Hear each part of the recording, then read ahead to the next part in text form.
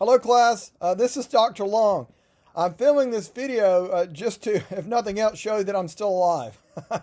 I am doing well. My wife, as you know, was diagnosed with coronavirus. She has actually had a very mild case. I have taken a test and so far do not have it. Her quarantine period is about to end. However, according to state of Georgia regulations and as implemented by the University System of Georgia and Human Resources at Georgia Highlands, I am required to quarantine an additional 14 days after my wife's quarantine period. And that even means even if I have a negative test or have no symptoms, I'm still required to quarantine because they think I still may be somehow contagious. Honestly, I'm not too thrilled about this. I'm stuck at home. I'd rather be teaching you guys. I'd rather be having normal life, but I have to abide by state regulations and college regulations and university system regulations. And I suppose you can argue, well, they're rather being safe than sorry. And in the world we live in, that's the way it is. So because of that, we will not have physical class the first 2 weeks of February. We will be back after that. Please very carefully read the instructions that I will provide to you on the D2L announcements. I'll email this out as well. This means that we're going to miss a total of 3 weeks of class, and hopefully it won't go beyond that. I mean, there's coronavirus is still out there. We could have a shutdown. This is a crazy time, right? So I would encourage you to be safe, to do the best you can. And one of the reasons I'm filming this video is to encourage you not to think of this time period as a big vacation for our class. So for Module 2, as you know, I put resources up on D2L for you. You have the normal videos to watch for the video textbook. You have certainly a quiz to take, primary source documents to read that are very important. You have a participation assignment. And you have the lecture that I did over PowerPoint and my lecture notes for Module 2. Please make sure that you go through that you do the assignments that are assigned to you. Likewise, the material that I cover in class, that's what will be on the midterm and final exam. And so instead of having class, either read the lecture notes or listen to the audio over the PowerPoint. And people have different learning styles. I realize that. Some people prefer to read, some people prefer to listen. And so in either case, I would encourage you to go through that. You need to learn those materials. Now, by missing the first 2 weeks of February, that means that pretty much all of Module 3 we will miss as well. And I'm doing the same thing in that regard. And if you may recall, this is my plan B on the syllabus. So this should not be a huge shock, even though it is inconvenient. So for Module 3, the same sort of thing will take effect. Watch the videos in the video textbook on D2L. Read the primary source documents. You have a quiz to complete and a participation activity to complete, right? Same sort of thing.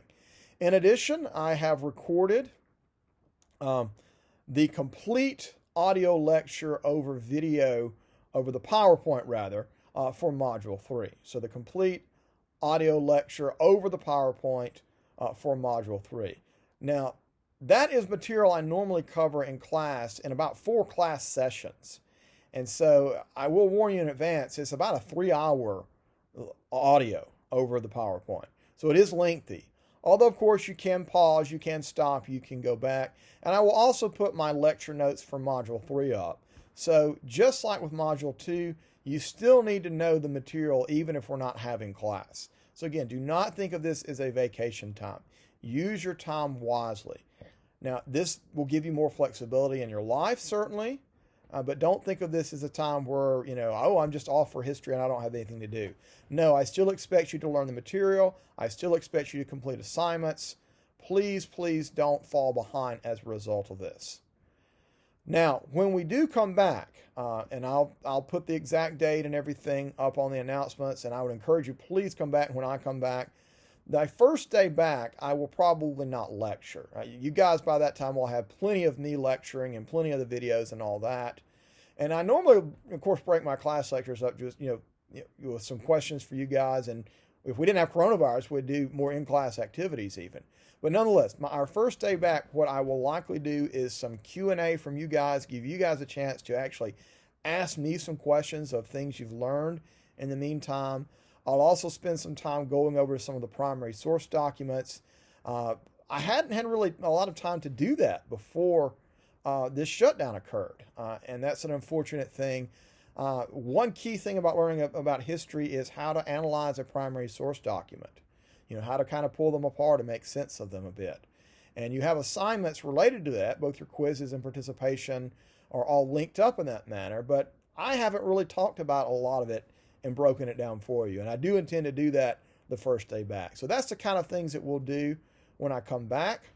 And then we'll move into Module 4. And hopefully, unless we have further shutdowns or other things intervene, we'll be back to normal from there. But I'll certainly explain that when we come back.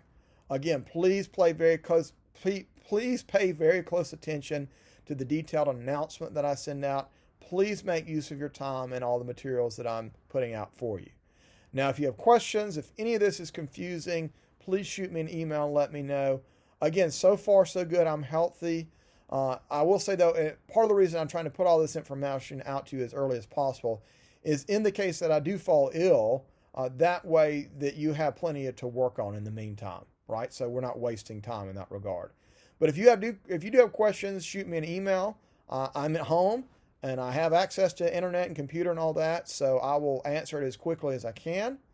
Otherwise, just continue to work on everything. Again, use your time wisely. Don't use this as a vacation. I wish all the best for all of you, and I'm looking forward to getting back as soon as they will actually let me come back to campus. As things are with my quarantine, I'm not allowed on campus, so that's how things go. I hope that none of you have this happen to you either, by the way. So anyway, do take care, and I hope to see you soon. Bye now.